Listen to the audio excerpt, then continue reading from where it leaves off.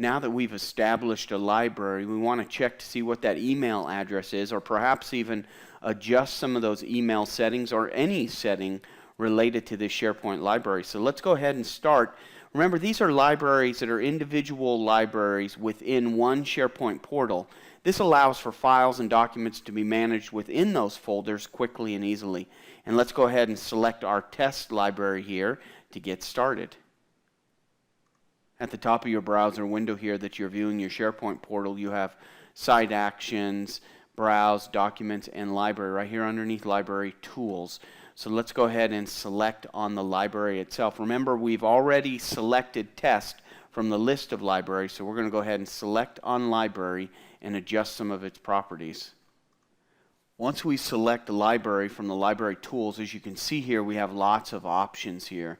We can open the library using Explorer, which makes it a little easier to drag and drop files. We can do web, all kinds of good stuff. But what we're looking for, and dependent upon the version of SharePoint, this may look a little different for you.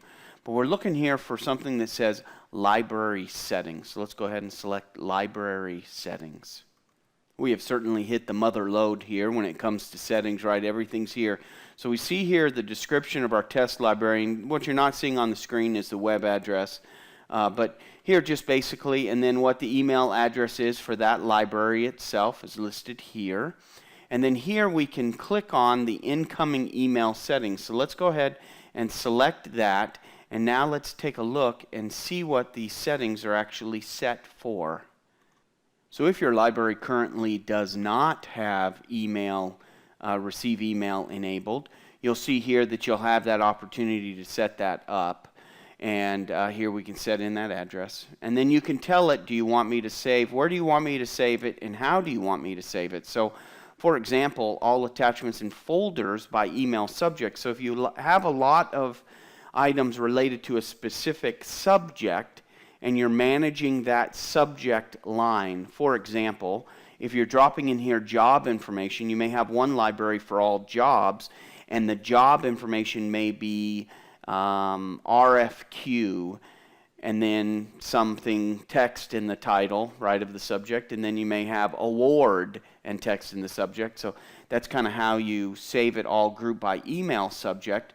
Or you can save it based on whoever sending the email to you, so to the SharePoint server. So you can see who's, who Sparky, what files Sparky sent, and what files Joe sent, and etc.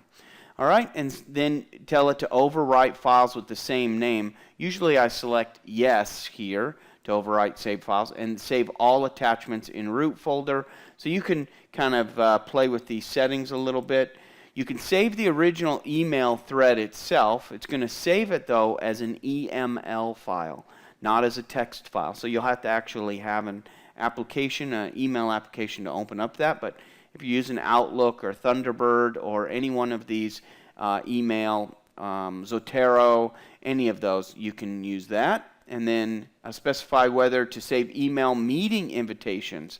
So sometimes people do attachments in meeting invitations. So you can save this as well and select yes, and then you can say who you want to be able to save. You'll accept email messages from any sender. So if you're working with people that may be inputting information that you do not recognize, you want to make sure that you put receive from any sender.